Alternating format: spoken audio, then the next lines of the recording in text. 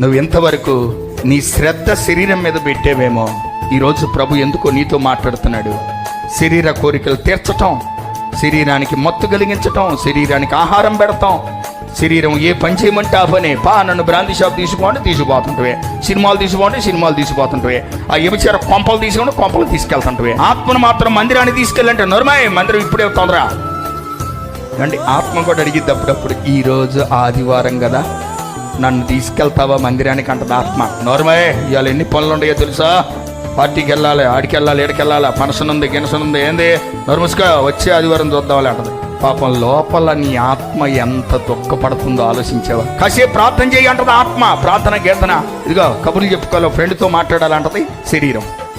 ఎట్ట కుదిరిద్ది వీళ్ళిద్దరికి? అందుకే ప్రతి నిత్యము కూడా ఆత్మకు శరీరమునకు, శరీరము ఆత్మకు పోరాటం అన్నాడు. హల్లెలూయా చెప్పండి గట్టిగా.